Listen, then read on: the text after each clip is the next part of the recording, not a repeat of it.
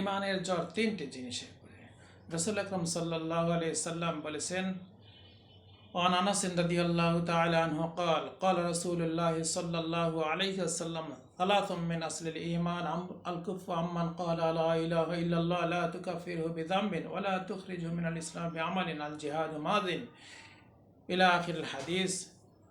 মেশকাত শরীফের 17 নম্বর পৃষ্ঠার এই হাদিসটি রাসূল আকরাম সাল্লাল্লাহু আলাইহি সাল্লাম বলেছেন, আনাস রাদিয়াল্লাহু তাআলা আনহু থেকে বর্ণিত, যে ঈমানের জ্বর তিনটির উপরে। একটি, যে ব্যক্তি কালেমা লা ইলাহা ইল্লাল্লাহ পড়বে তাকে কোনো পাপের কারণে কাফের ফতোয়া দেওয়া যাবে না। যেমন ইবনে কাসিরের 659 নম্বর পৃষ্ঠাতে একটি হাদিসে বর্ণিত আছে, আবু দারদা রাদিয়াল্লাহু তাআলা আনহু থেকে বর্ণিত।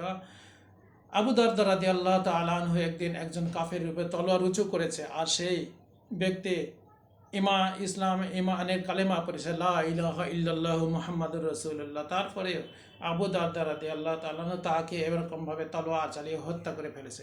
এই খবর রাসূলুল্লাহ সাল্লাল্লাহু আলাইহি সাল্লামের কাছে পৌঁছলো। হুজুর সাল্লাল্লাহু আলাইহি সাল্লাম বললেন, আবু দারদা সে ইসলামের কালেমা পড়েছে, তারপরে তুমি তাকে হত্যা করলো। বলি, ইয়া রাসূলুল্লাহ, সে জীবন বাঁচানোর জন্য এরকম পড়েছে। বলে, আবু দারদা তুমি কি তার অন্তরকে ফেরে দেখেছিলে?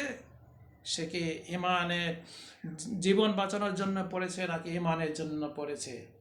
আল্লাহ তাআলা আমাদেরকে হেফাজত করুন। যে ব্যক্তি কালেমা পড়বে সে মুসলমান, তার দাম সারা পৃথিবী আসমান জমিন থেকেও উত্তম, শ্রেষ্ঠ। সুবহানাল্লাহ।